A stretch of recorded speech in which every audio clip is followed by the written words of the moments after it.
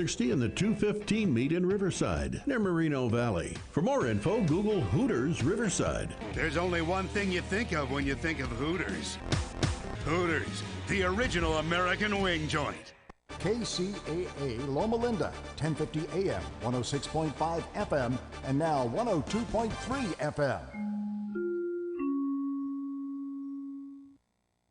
I'm Kyle Kerrigan. Quick shout out to snjradio.com and our man, Secondhand Sam at Second Chance Thrift Store. Hey, there you go. I like that. Tonight we have a guest. I believe he's out in New Zealand. We're doing a Zoom call meeting right now. His name is Greg McPherson. He is a biotechnologist, pharmacist, and author of Harnessing the 9 Hallmarks of Aging. Greg, how you doing? Are you there? I'm great, Sam. Yeah, good to talk with you. Hey, nice talking to you too. What's the time out there so the people know? It's 4 o'clock in the afternoon, but it's a Monday, so I'm calling from the future. Calling from the future. We like that. That's pretty cool. I like that. So, Greg, give us a little biography about yourself. Tell us about yourself, and we'll just go from there. Yeah, good stuff, Sam. Thank you. Like you said, I'm a pharmacist. Been doing that for about 30 years, but about a decade ago, I got into the biotech area and have been pretty much focused on that. And within that area, focusing on initially how these things called mitochondria can help your cells. Mitochondria are little cellular batteries that we have that convert the food we eat and the air we breathe into energy that our cells use. But more recently, I've been focusing not just on the batteries, but all the other bits and pieces inside the cell with a view that if we can treat them a little bit better, we can age a whole bunch better. And you said you're in the pharmacy field for about 30 years or over 30 years? Yeah, actually, I just went to my 30th a reunion for celebrating 30 years since we graduated. Congratulations, that's pretty awesome. Thank you. So how's aging doing for you? It's a work in progress, my friend. I'm doing my best. That's awesome. Okay, so it says here you are also an author of Harnessing the 9 Hallmarks of Aging. Can you tell us a little something about that? Yeah, definitely love to. So there's a paper that was written back in 2013 called The Hallmarks of Aging, and these are areas of our cells that decline with age, and researchers had finally reached consensus on them, and that there were 9 of them. And I read this paper and realized that a lot of the information is pretty useful to people to help them age better. And so I spent a lot of time, I guess, deciphering that paper. And my book is all about how teaching people about each of those 9 hallmarks, how our cells change as we age, and then using strategies to slow that down so that we age a little better. And so it's almost like a healthy aging handbook where you can look at it in your 20s, 30s, 40s and beyond and work out what you need to do and what you should focus on just to age healthier. That's awesome. Yeah, so I have here senescent cells, also known as zombie cells, which accumulate with age and are associated with many disease states people experience later in life.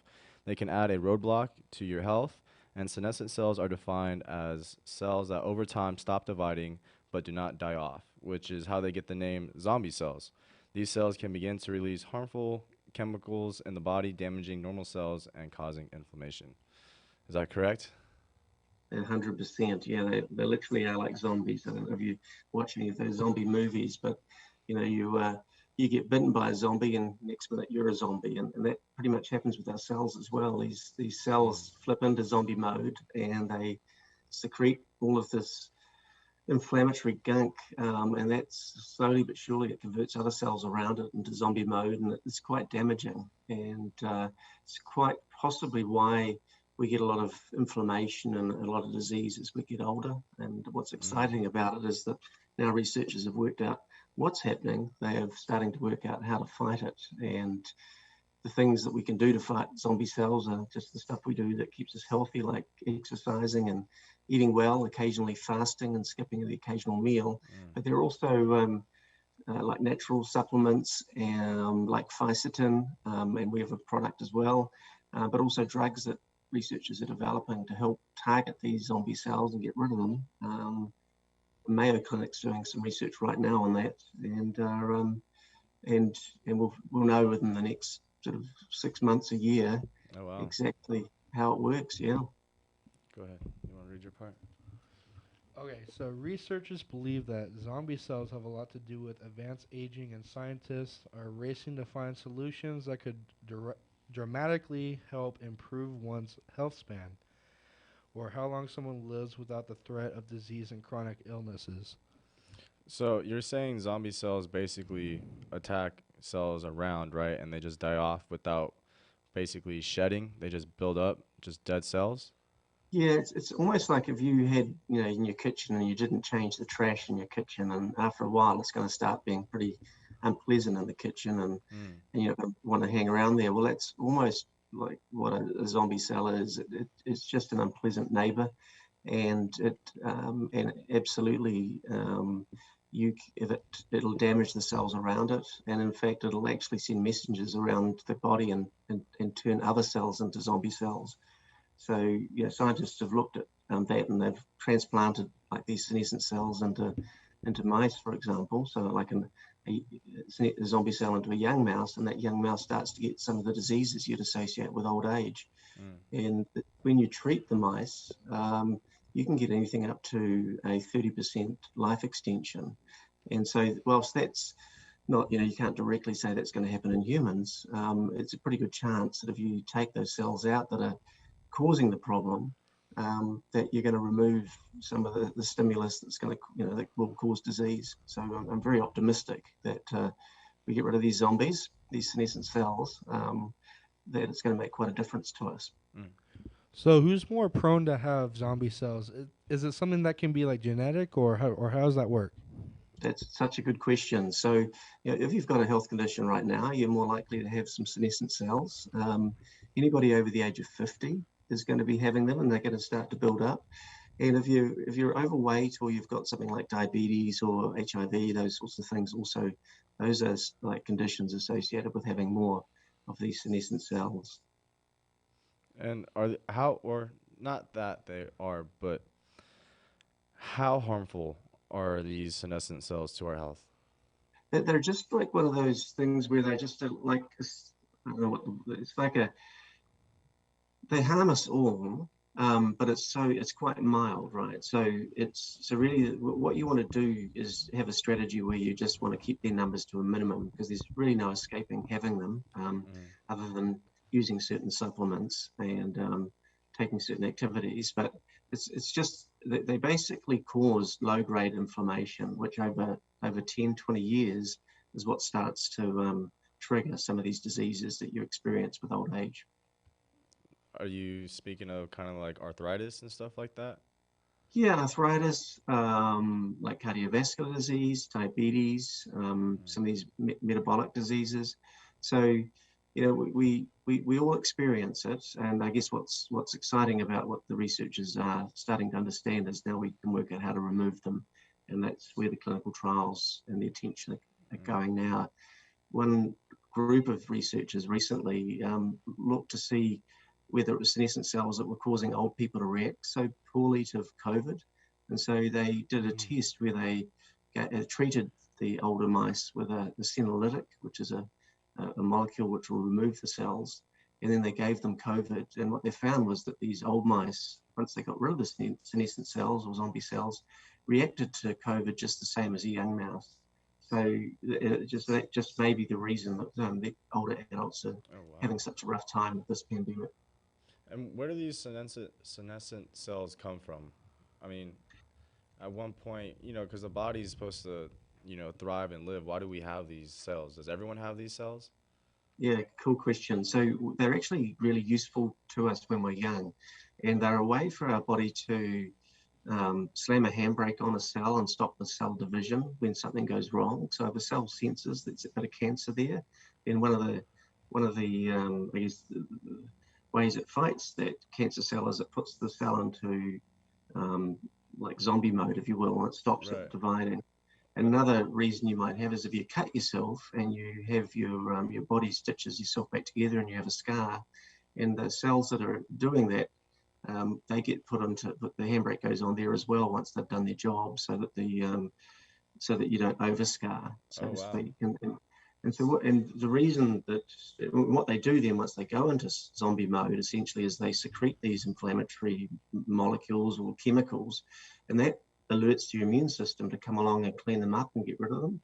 So just as we get older, there's the two things happen. One, our immune system gets a little tired, and two, we've more of these zombie cells start to, build up. So we have this kind of happy, or not so happy confluence of not being able to get rid of them and getting more and more of them build up, and that's why. So yeah, absolutely, really helpful and good for us when we're young, and they start to cause us a few problems as we get older.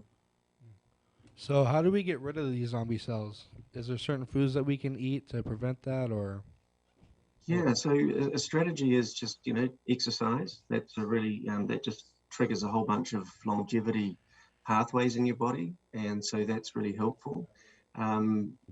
Just try not to eat too much sugar. So that's really difficult, but it's sugar's kind of just that senescent cells love sugar.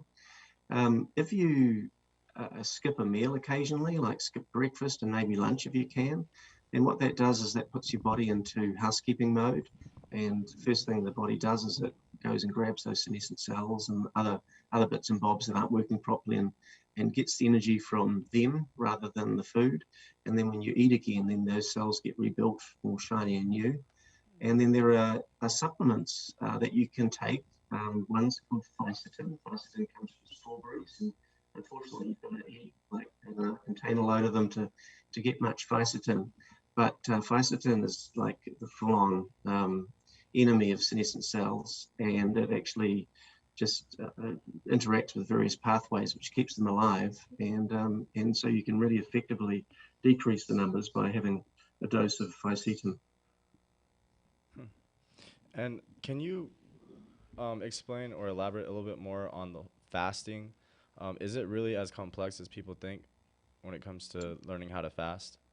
No, it's super easy. It's difficult because we're just so used to eating all the time, and but your body gets like energy from sugar and nutrients and fat, right? And so body gets super, I guess, gets lazy, and you lose this thing called metabolic flexibility. And metabolic flexibility is the ability to flip on either getting food energy from glucose or energy from fat.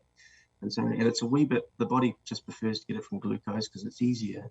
But if you just skip a breakfast, you've still got plenty of energy stores. People fast for, as long as 5 days, even longer. So just missing a meal is not going to be the end of the world. But you just got to do it sensibly because, there's such a thing as too much fasting as well. But if I was to suggest how to do it, it's just to miss breakfast. Maybe have a cup of coffee, black coffee without sugar, or a black tea, and then you just have a cup of water when you feel hungry. You're way through the lunchtime, no problem at all, and so you just do that for a wee while, and then your body adjusts and it learns to get the energy from the fat, your fat stores, and then you can try missing lunch as well. And so I now have 2 or 3 days a week where I just have one meal a day. Don't usually have breakfast, and you train your body. It works fine. It gets used to it, and you actually find your appetite comes down a bunch. It's quite cool. So from my understanding, eliminating zombie cells keeps cells youthful for improved health span. I don't really hear that word too often. What's the difference between health span and lifespan? Yeah, health span is the average amount of time that you're likely to be on the planet and free of disease. And I'm not sure how old you guys are, but I'm in my early 50s, and the average health span is pretty confronting to me. It's 63 is the average age that people start to get issues. In New Zealand or around the world? Around the world, yeah. Wow. So yeah, it's a little frightening, and obviously everybody's different. It's an average, right? But that's there, and lifespan is the average age that people live to in a country, and that takes into account like childhood mortality and so on. So the average age in New Zealand, and I think in the States, is sort of in that high 70s to early 80s. Women get a couple of extra years beyond men, And I know that COVID has had an impact of, I think, over a year in terms of reducing lifespan around the world in the last couple of years. So, um, so what we're trying to focus on is going, okay, how do we help you extend your health span so that it goes beyond 63 and maybe goes to 75 or 85, and in the process, then we help you extend your lifespan as well. My question is, when do you start, or when do your cells start aging?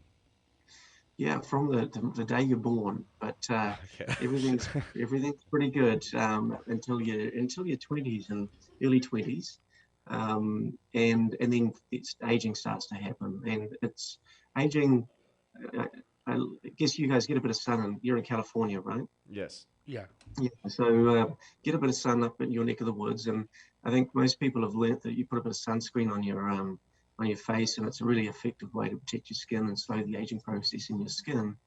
And a lot of that process is associated with sun exposure. The UV damages your DNA, and so one of the best things you can do to slow the aging process is to look after your DNA.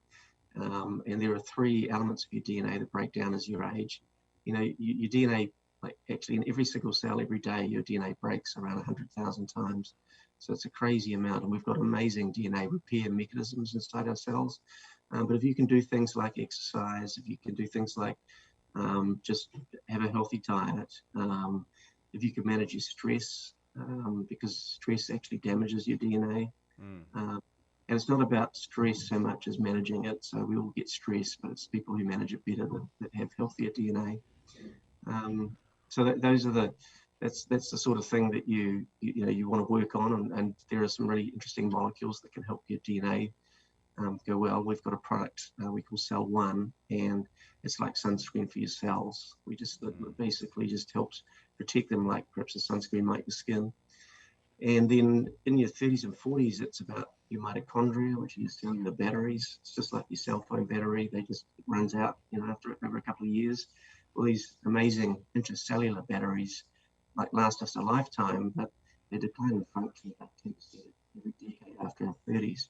And that's why you sort of wake up at 40 and you kind of get a bit more tired. You don't heal quite as quickly, and perhaps you get the diseases a bit quicker. And you need energy in your cells because they need to take the rubbish out, they need to do the maintenance. And if they don't have enough energy, that stuff doesn't get done. And then you get into your 50s and you start worrying about these zombie cells and kind of get a bit healthy. That's when you really start to see the effects of the zombie cells. You got it. Yeah, that's it. So if you can love your DNA, power up your battery, love your DNA from your 20s and upwards, and power up your mitochondria from your 30s and 40s, and get good at clearing out the junk from your 40s and 50s and 60s, I should say, then you're going to be in pretty good shape. And we all know people that run up mountains in their 80s and 90s. Well, if you can get started early enough and take these steps as well as your diet and exercise, then you're going to be in pretty good shape. And what's exciting is that you can do that consciously now. A lot of these people that do that have just got to old age and good health with luck. And now with what we know, you can take the luck out of it and just do it better. Yeah, just keep moving forward. So, would you say that your DNA is probably the most important thing when it comes to, your lifespan and aging?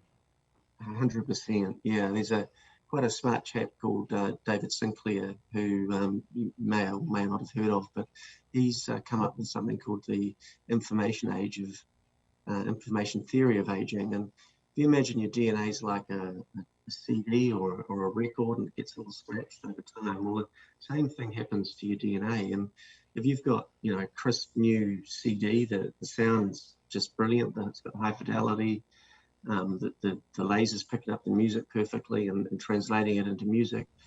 But over time, if it gets a scratch or something, then all of a sudden it loses that fidelity. And exactly the same thing happens in our cells and our DNA.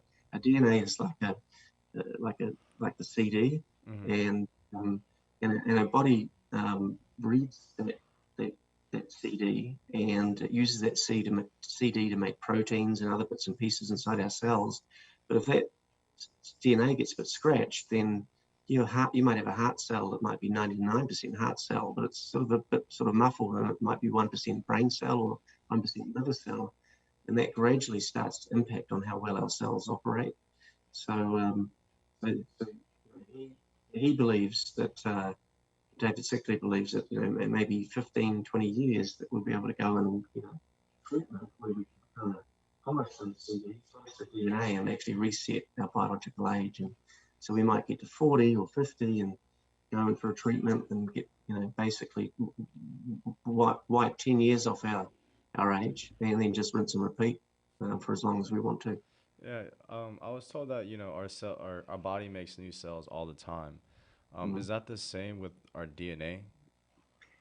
Yeah, we refresh our cells, and it's mixed. Like we get new skin cells every 6 to 8 weeks. I think a heart cell might be once every 10 years or so, and our neurons we don't replace. We can get new ones, but I think when they die, it's pretty hard to get them back. So different cells have different lifespans, but we've got these like banks of cells called stem cells that hang out in our brain and our bone and other parts around our body that, and they basically refresh cells. So when cells wear out and are removed, the body knows to refresh them from the stem cell banks. But as we get older, those stem cells get depleted and they get tired, so they don't work so well. Oh, wow, it sounds so tragic to be honest. It sounds sad.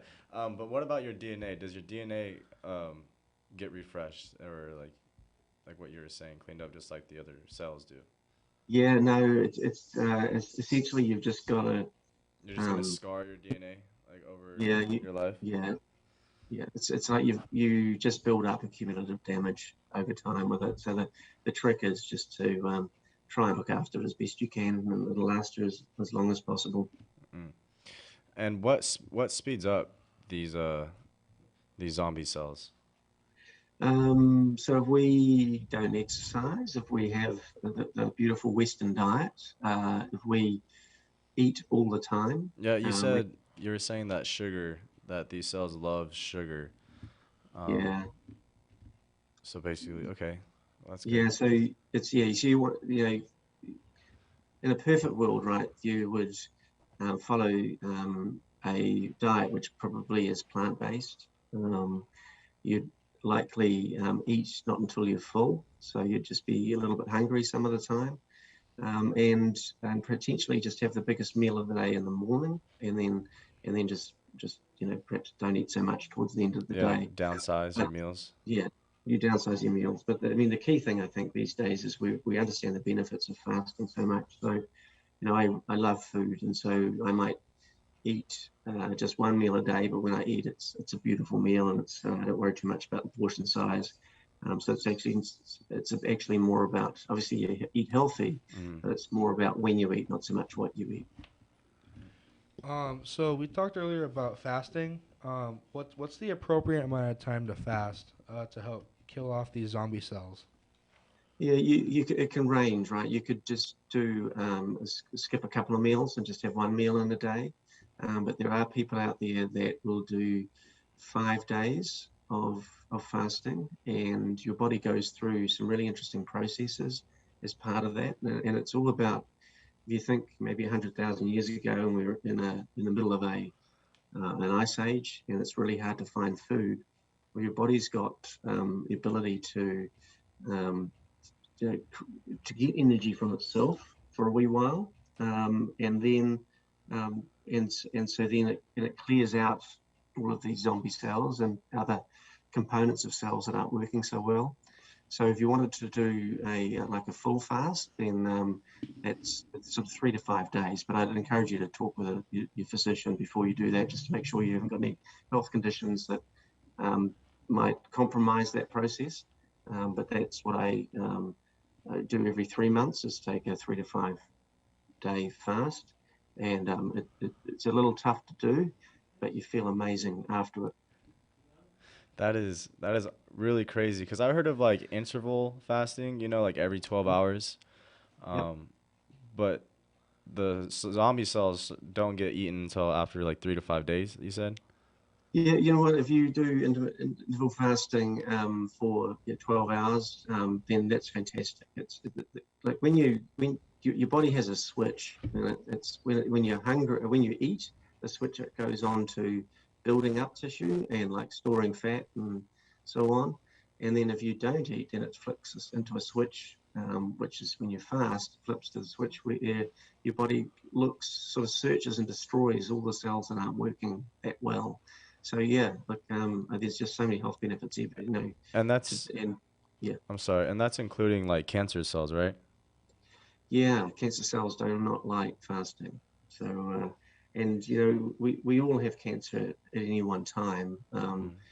The body does such a good job of clearing it out, but we do ourselves a very solid favor by doing a little intermittent fasting, because it just helps with that process. Interesting. And then, what? I like how we're having this topic. What about wounds, like physical wounds? Like if I got, like slashed in the leg or something, does fasting help with the healing process? And I know that sounds crazy, but I have my thoughts, and I'll share it after I hear from you. Yeah. I mean, the body, when it wants to repair, it needs to take things like protein and other nutrition components. So it's a really good question. I'm thinking on my feet, and I'd love to hear your answer there. I think you probably do need some nutrition there to support it. And I think when I think back to some of the rest homes that I've worked with, then if people have got wounds, they've got special food which is really high in nitrogen, and which just helps accelerate and support the healing process. But yeah, keen to hear your thoughts. All right. Actually, this is actually be a really good cliffhanger to leave off, because we are going to go on a 5-minute break. But when we come back, I'll give you my thoughts on fasting while you have physical wounds. So you guys are listening to Whatever Works on KCAA 1050 AM. Stay tuned. We'll be back in about 5 minutes. And enjoy your Sunday. From the Bureau of Economic Geology, this is Earth Date.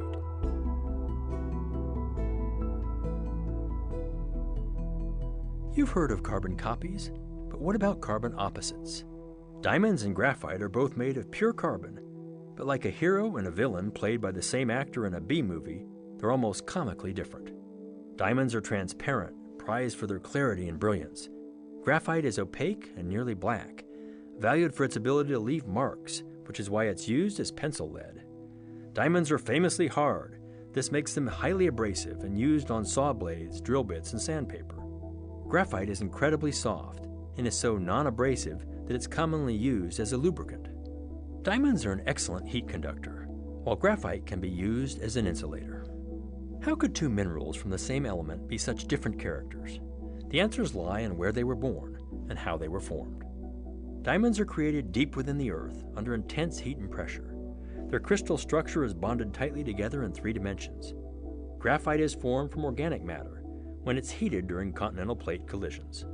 Its mineral structure is in sheets, which are bonded loosely together and can slip past one another. Different minerals made of the same element are called allotropes and are more common than you'd think. There are other natural and man-made allotropes of pure carbon. All have different characters depending on their crystal structure, and one of them will likely change our lives. We'll talk more about it on a future Earth Date. I'm Scott Tinker, and thanks for listening. Earth Date is produced by the Bureau of Economic Geology at the University of Texas at Austin. Earth Date is researched by Julie Hennings, written by Harry Lynch, and distributed by Mark Blunt and Casey Walker. For more stories, follow us on Facebook or visit earthdate.org. Silva and Silva Law is here for all your living trust needs. As attorneys, it's hard to tell someone it's too late to draft a will or living trust. Planning for one's final wishes is never easy, and the last thing you want to do is leave a mess for your children to clean up, or even worse, have to go through the probate process. Silva and Silva Law is a father-daughter law firm located in downtown Redlands. Find us on Facebook or call 909-798-1500. 909-798-1500. Have your revocable living trust drafted by an experienced attorney and tailored to your specific needs. Call Silva and Silva Law, 909-798-1500. Del Walmsley here. The first thing you're going to have to learn is that until you stop expecting our politicians or anyone else to change your life isn't going to change. The only person who can change your life is you, but you need to know how. Listen to my show, the Del Walmsley Radio Show, where the hype ends and the help begins. Right here on KCAA, now broadcasting on 1050 AM, 102.3 FM, and 106.5 FM, the stations that leave no listener behind. Bob Vila here with my home improvement tip of the day. Ceiling fans are great, except when they begin wobbling. What causes that, and how can you fix it? First, check for dirt on the blades. Yes, even a small buildup can cause wobble. Use a sponge and household cleaner to get off the grime. Wobbling could also mean one or more of the blades are warped or cracked. Replace if necessary. If the blades look okay, check to see if they're out of alignment. You can do that by using a yardstick to measure from the upper tip of each blade to the ceiling. If the distance varies, check for loose screws where the blades are attached to their metal housings. Also, those housings sometimes get slightly bent from overzealous cleaning or whatever, and need to be gently bent back to their original position. If none of that works, you'd best head to the home center and pick up a blade balancing kit. They're only a few bucks, and if they help you solve the problem, there's no doubt you'll consider that money well spent. Get more info at bobvila.com and right here at home with me, Bob Vila. I'm Kyle Kerrigan. He is the co-host, and tonight we have a biotechnologist and an author of the book Harnessing the 9 Hallmarks of Aging, Greg McPherson. Are you still with us? Sure am, Sam. Thank you. All right, perfect. Hey, I want to thank you for coming on the show and, teaching the audience a little bit more, or anything at all if people haven't even heard of these zombie cells or somatic cells. So thank you again for giving us your knowledge. Before we went on break, the question that I had for you was, if you have a physical wound, is fasting any beneficial for helping the wound heal faster? And I had my thought process, and so I would like to share it with you guys. So basically, if you guys catch a bird because it's injured, right, and you're like, oh, let's take care of it, and you put it in the cage, and you try to feed it, you try to give it water, but it doesn't want to eat or drink, right? And then, a days or hours go by, and the bird's fine, it's happy, healthy, and flying around. What my thought process is, if you're eating, you're not healing. So basically, your body, instead of working on the wound and eating the bad cells or trying to repair itself, if you have food in your system, then your body has to take away from that energy to help break down the food, and kind of like multitask rather than just focus on one problem. What are your thoughts on that? I think that's got some merit. I'm around about 20% of your resting energy rate goes towards your gut and digesting food, and also the battle between our immune system and the various bugs inside our gut. And it's not a bad battle. It's just what happens, and we're all used to it. So yeah, you could be quite on the mark there. That just by protecting that energy involved in digestion and transferring it towards rebuilding and healing, then absolutely. The only thing there would be just if you need to maintain just the right amount of nutrition that you've got all the building blocks to rebuild. So it might be that you don't miss a couple of meals, but not a bunch. Okay, well, I like that. That's a good answer. How does smoking and drinking affect the body when it comes to these somatic cells? Yeah, so you're just chucking a whole bunch of poison in your body with both of those, smoking and drinking. And as much as I enjoy a drink from time to time, it's becoming quite clear that even alcohol is kind of as bad for you as smoking. So the answer there is, if you're smoking, then it's 100%. It's not so good for you. I guess everybody knows that. How does it affect your cells? It damages your DNA, and that's the fundamental process. There's just a lot of toxins in there that are harmful to your DNA. And alcohol, whilst it makes you feel good, is not particularly useful for your liver and also for your brain cells. So the more pressure and more toxins you put on your body, the more chances you have of damaging them. and more chance that they'll flip into senescent mode. You know, this might be a little off topic, but there's always people saying, oh, you know, red wine is good for your heart, right? Have you heard that saying before? Yeah, 100%. I live by it. That's funny. But I also heard, yeah, red wine may be good for your heart, but it's not good for your brain. So, Yeah. you know, I just had to put that out there because I just heard that a couple days ago. But going back to the cells and stuff, when it comes to food and dieting, since you're in New Zealand, I'm actually kind of curious. What do you guys eat out there? Yeah, we have our Western diets the same as you guys. I spent a bit of time up your way, and it's not that different. We have organic food, and as well as regular food.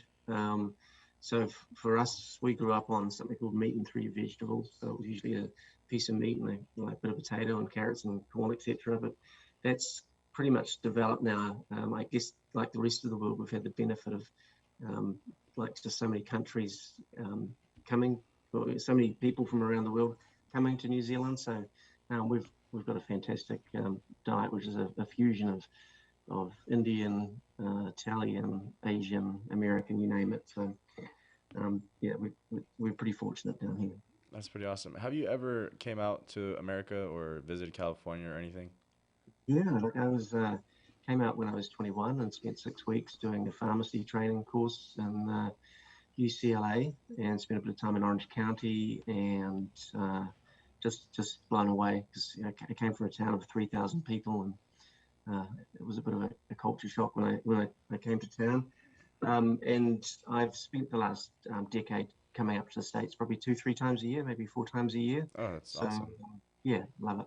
That's good. Did you want to say anything? Okay. So let's talk about your book a little more. You said the title is Harnessing the 9 Hallmarks of Aging. What are the 9 hallmarks? So the 9 hallmarks, and just to define what they are, that a hallmark is something that just happens naturally, so it just declines as we age. If you go into a laboratory and you make it worse, then it accelerates aging. And if you slow it down, then it slows the aging process down. And I don't know if you guys have ever seen the kids that kind of get super old in their teens. They look like old people. Yeah. It's called progeria, and it's a malfunction of DNA repair essentially. And so these kids are a great example of what happens when you can't look after your DNA or repair it effectively. So in terms of the DNA, there's 3 areas of your DNA that you need to look after. One is just the DNA itself, and just making sure that you're looking after it so you're not, because it breaks so many times. And whilst you've got great repair mechanisms, if you just keep breaking things, it's likely that one repair won't work at some point, and that compromises your cell. The other thing is we've got these little caps on the ends of our DNA called telomeres, and each time a cell divides, they shorten. But they also shorten when there's a lot of stress, like mind stress, as well as oxidative stress. So just being mindful and managing your stress helps you deal to those that just slow the telomere shortening down. And Sam, if you had a twin and you had short telomeres and he had long ones, if you both had a heart attack on the same day, if you had the shorter telomeres, you've actually got much worse prognosis and perhaps more likely to pass away. So it's really, really well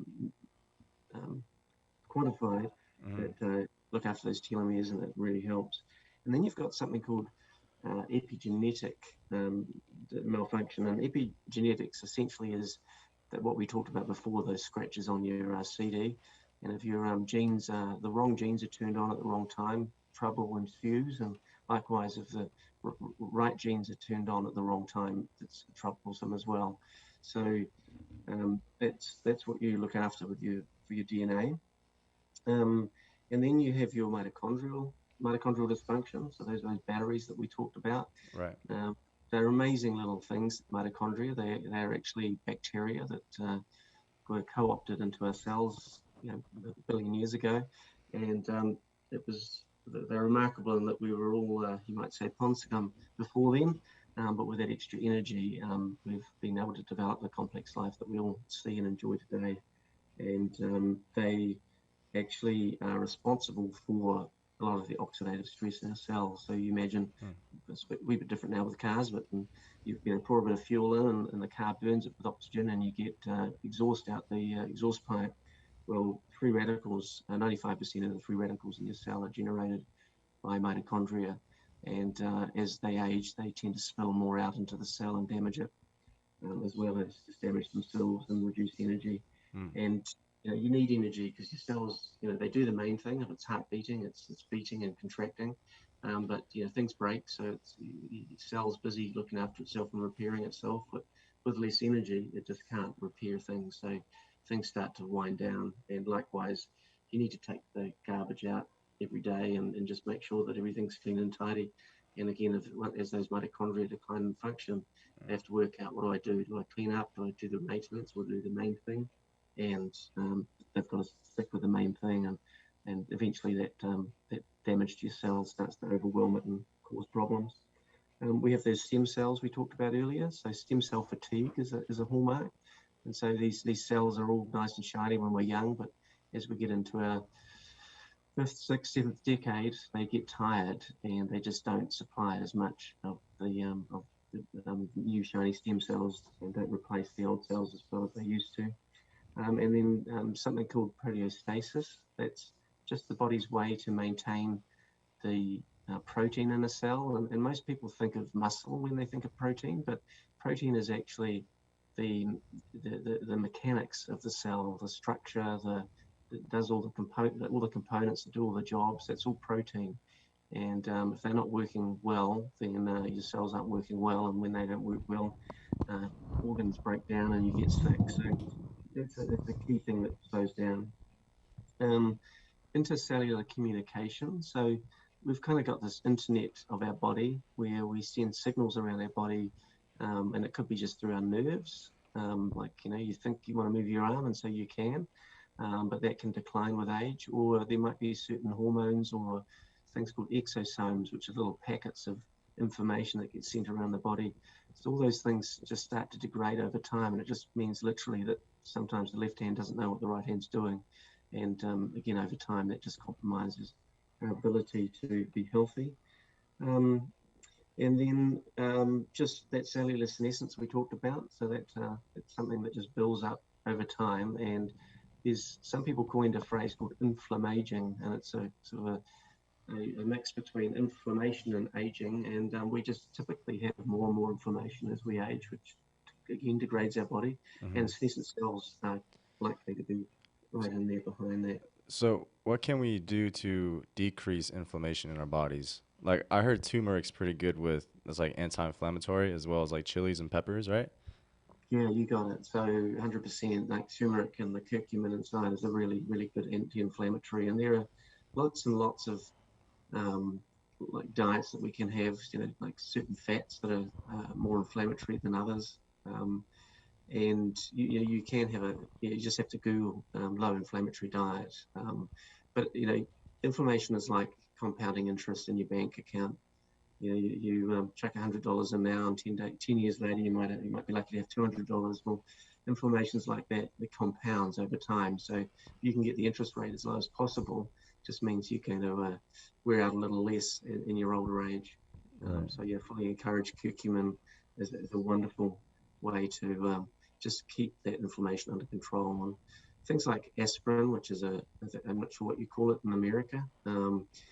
It's a very mild anti-inflammatory, and it's associated with having less cancer over a long period if you take it, purely because of the reduction in inflammation that it causes over the long term. So it's definitely focusing on anti-inflammatory and natural products that relieve inflammation is a really good strategy. Okay. And besides inflammation, what else should we be worried about as we get older with these aging cells? Yeah, so really it's care and nurture and love your DNA. So and then power up your mitochondria and do the housekeeping we talked about, and then just that follow. I think the best diet to date we know is the Mediterranean diet. That's called the That's called the Mm. Beast diet? Yeah, actually, I haven't heard that name. What was that?